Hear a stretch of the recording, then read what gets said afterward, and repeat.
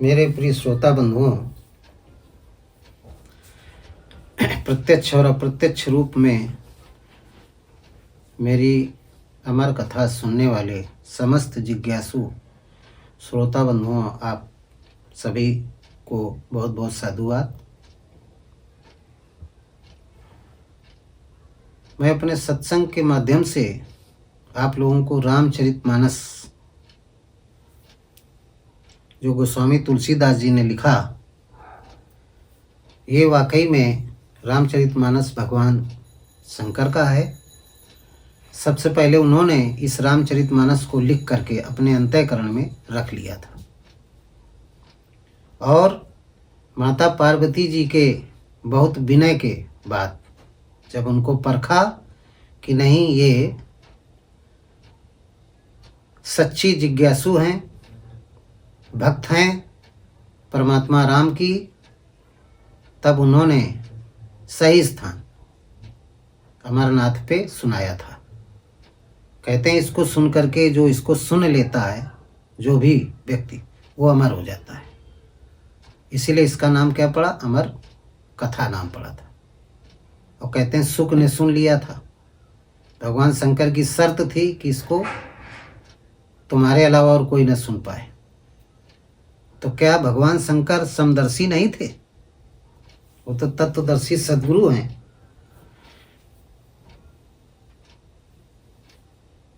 तत्वदर्शी सद्गुरु प्रकृति का स्वामी होता है।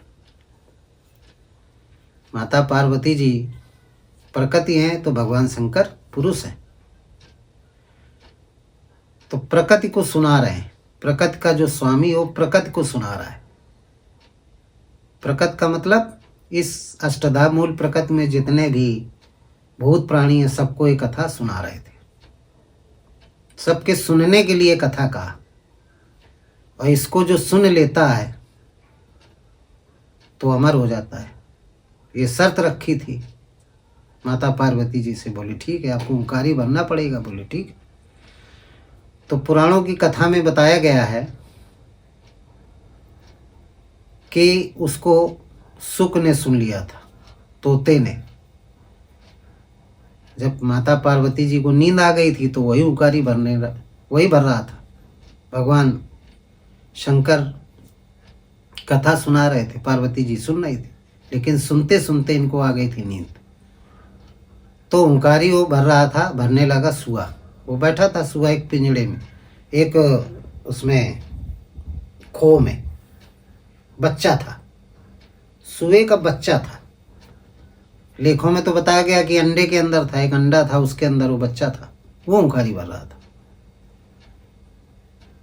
इसके बाद जब कथा समाप्त हुई तो भगवान शंकर ने पूछा जिज्ञासु श्रोता रूपी माता पार्वती जी से कि पार्वती, तुमने कथा पूरी सुनी?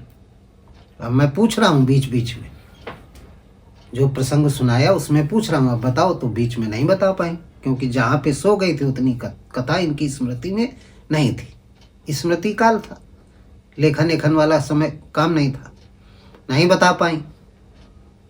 तब उन्होंने कहा ओंकारी कौन भर रहा था? बोले कि मैं तो सो गई थी, चूंकि झूठ नहीं बोली पूर्व जन्म की तरीके। तो देखा तो भगा, डर की वजह से सुआ अंडा फोड़ के भगा बच्चा। और भगते भगते बताते हैं वो भगा, फिर वही सुखदेव जी बने थे। कौन बने थे? सुखदेव जी। वही सुखदेव जी बने। पुराणों की कथा है कि ऋषि पत्नी के गर्भ में गया। इसके बाद भगवान शंकर लिए त्रिशूल उसको मारने के लिए बाहर खड़े थे। फिर देवताओं ने विनती किया तो काफ़ी समय तक गर्भ में रहे। इसके बाद ऋषि महात्माओं की विनती के बाद उसको छोड़ा। ये सुखदेव जी महाराज थे। चूँकि कथा पूरी सुन लिया था तो वही आजकल जितने भी व्यास हैं उनको सुखदेव जी महाराज कहते हैं, और जो कथा सुनते हैं उनको परीक्षित कहा जाता है। तो वही अमर कथा ये रामचरितमानस को गोस्वामी तुलसीदास जी ने लिखा। रचि महेश निज मानस राखा, उसी को लिखा। रचि महेश निज मानस राखा, पाए सुसमय शिवासन भाखा। अच्छा समय था, अच्छा वक्ता था, श्रोता था, तब भगवान शंकर ने सुनाया। तो जो गोस्वामी जी का रामचरितमानस है, इसमें भगवान शंकर का मानस अदृश्य रूप में, अप्रत्यक्ष रूप में, अध्यात्म रूप में। तो रामचरितमानस सभी लोग सुनते हैं, खूब अखंड रामायण होती, घर घर में रामचरितमानस रामायण की पुस्तक है। लेकिन गोस्वामी तुलसीदास जी ने जो रामचरितमानस लिखा है, इसमें दोनों प्रकार के मानस है। तो तुलसी का रामचरितमानस जो दृष्टांत रूप में, ये तो आप पढ़ेंगे समझ में आ जाएगा। एक कहानी है, राजा दशरथ थे, उनके पुत्र राम थे, उन्होंने सारा काम किया, रावण को मारा, ये सब कुछ है। लेकिन जो इसमें भगवान शंकर का जो मानस है, रचि महेश निज मानस राखा, पाए सु समय शिवासन माखा, ये मानस नहीं लोगों की समझ में आता। और ये मानस किसकी समझ में आएगा कि रची महेश निज मानस राखा, और पाए सुसमय शिवासन माखा। किसकी किसकी समझ में नहीं आता कि जेहि श्रद्धा संबल रहित और नहीं संतन कर साथ, और तिनको मानस अगमयति, कि जिनहि न प्रिय रघुनाथ।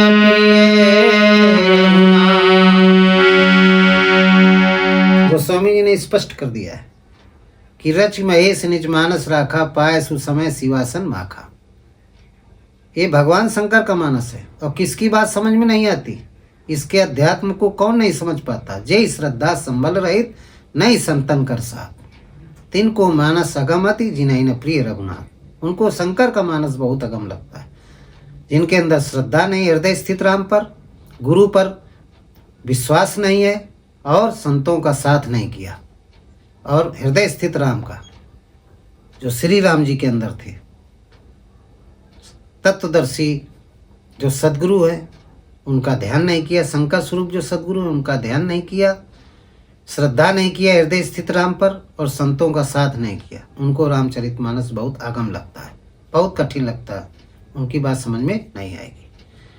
तो प्रिय श्रोता बंधुओं, भक्तों, मैं इस रामचरितमानस को अपने सत्संग के माध्यम से शुरू कर रहे हैं।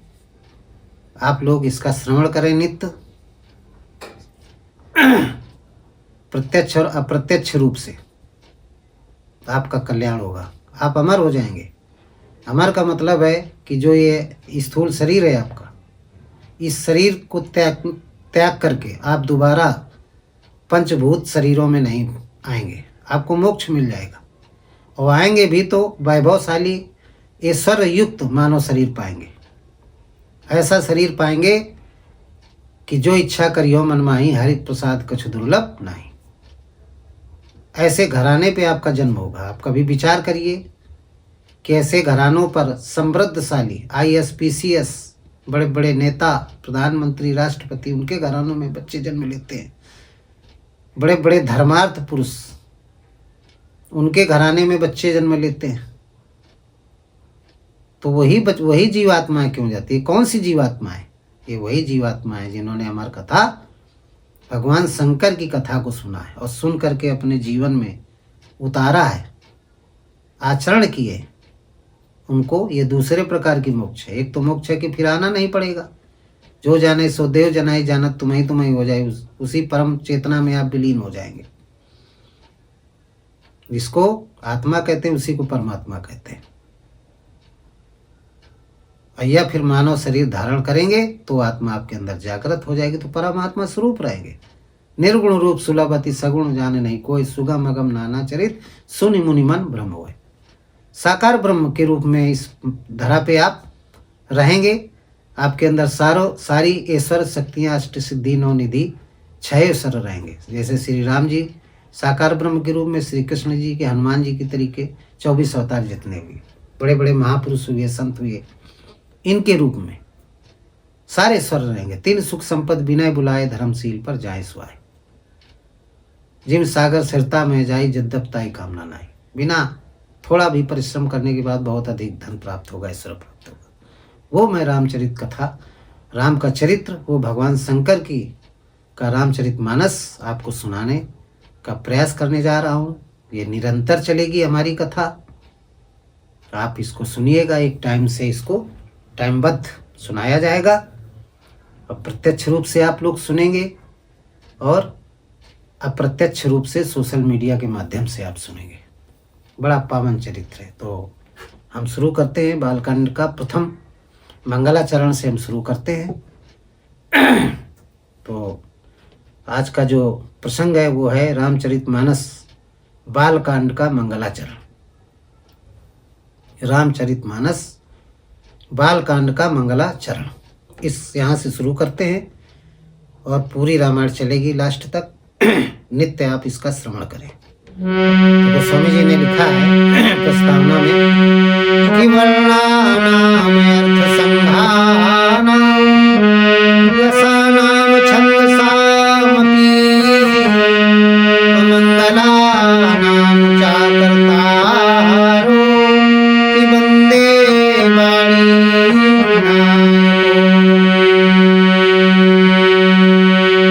वर्णानाम अर्थ संघानाम रसानाम छंदसामपि मंगलानाम चाकर्तारो कि वंदे वाणी।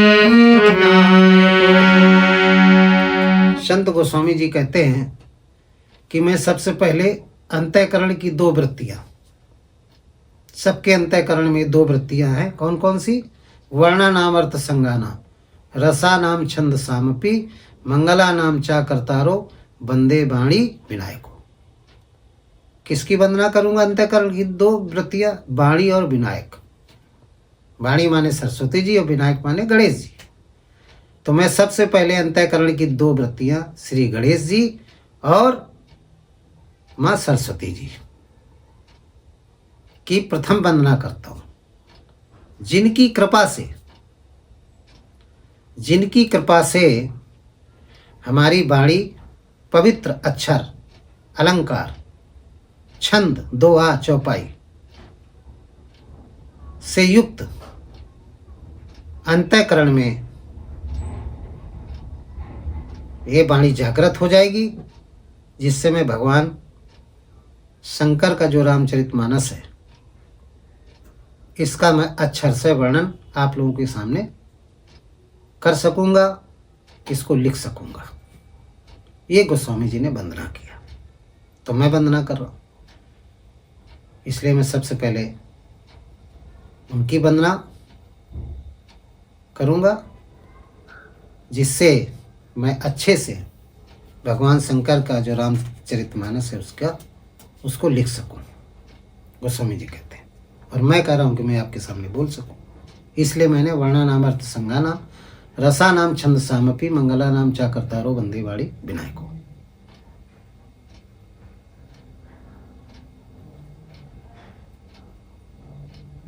क्योंकि ये अंतःकरण की जो दो वृत्ति है, दूसरे शब्दों में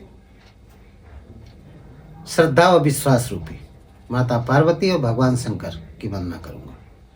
वर्णा नाम अर्थ संगानाम, रसा नाम छंद सामपी, मंगला नाम चा करतारो, वंदे वाणी विनायको। फिर भवानी शंकरो वंदे श्रद्धा विश्वास रूप। यम बिना न पश्यन्ति सिद्धा स्वांति स्थित मिश्रम, वंदे बोधमयम नित्यम गुरु शंकर रूपणम, यमासितो हि वक्रोपि चंद्रा सर्वत्र वंदते।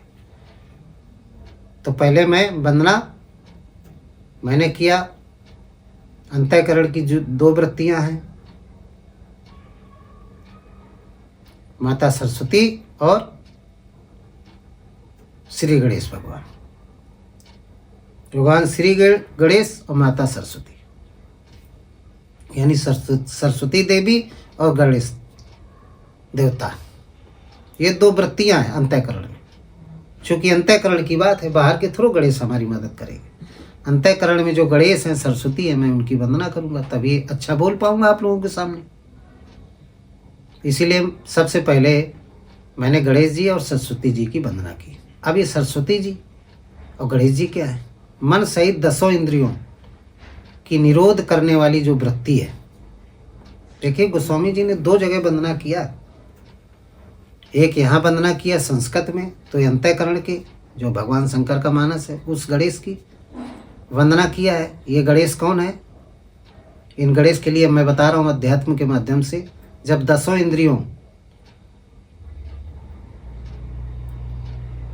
इंद्रियों को संयमित कर लेते हैं, तो संयमित करने के बाद जो स्वामी भाव पैदा होता है मन के अंदर, वो स्वामी भाव गणेश है।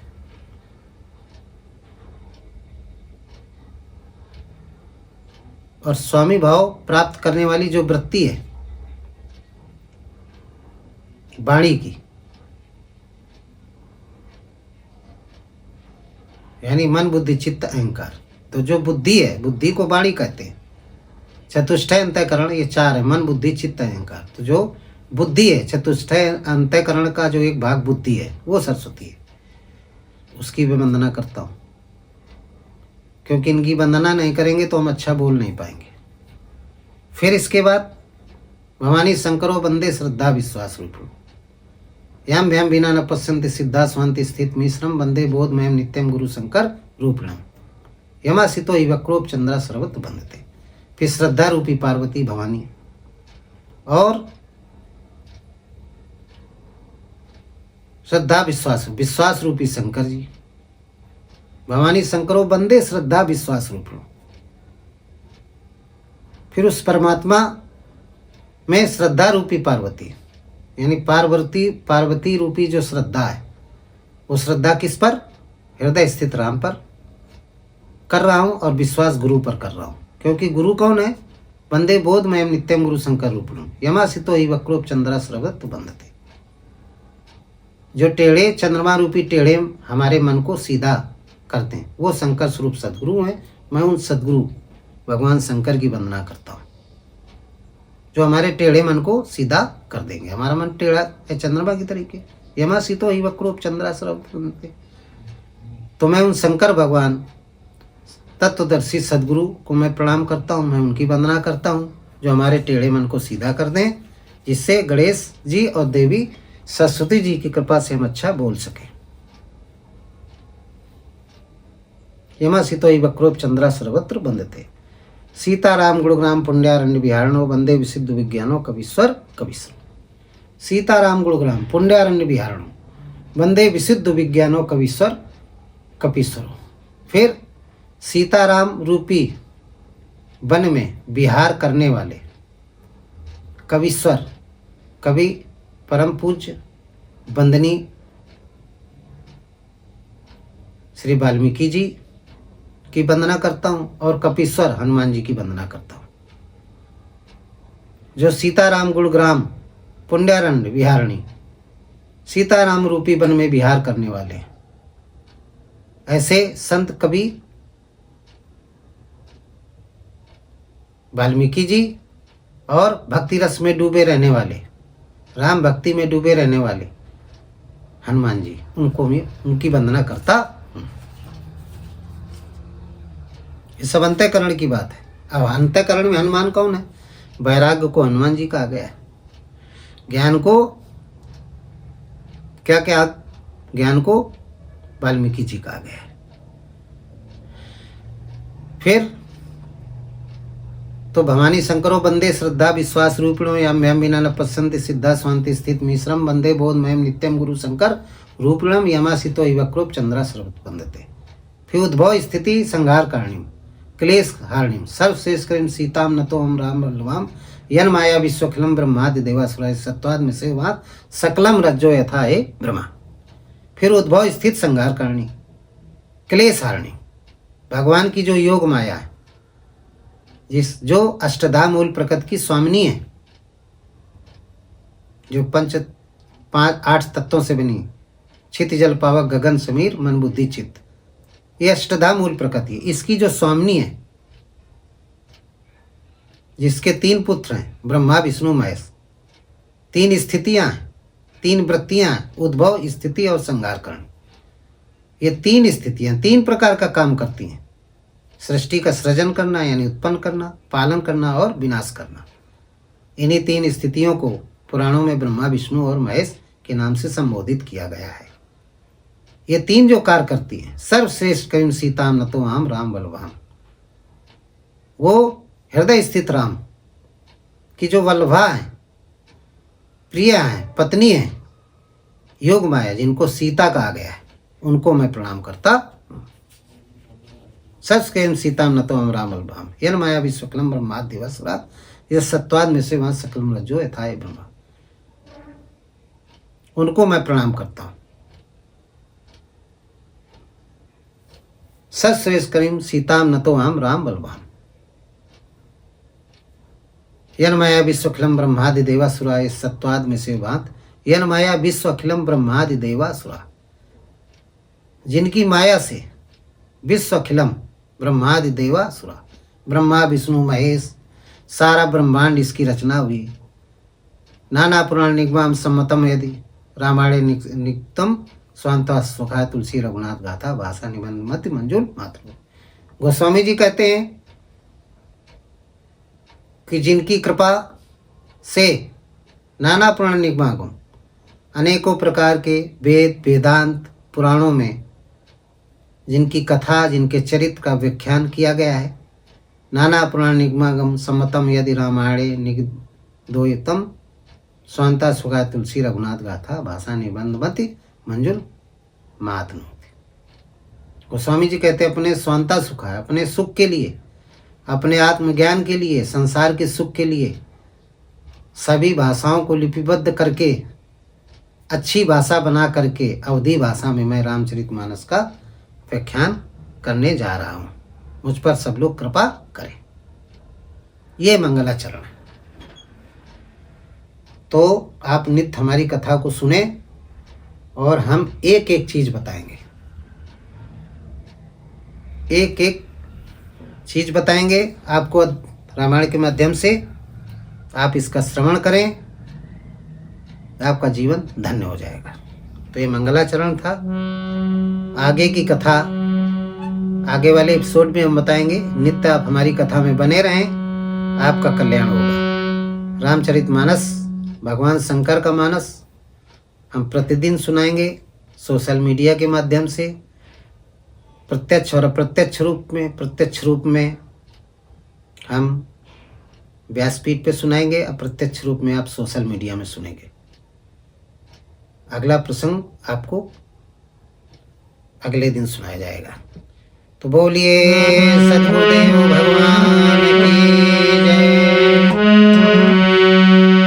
कि सर्वे भवन्तु सुखिनः, सर्वे सन्तु निरामया, सर्वे भद्राणि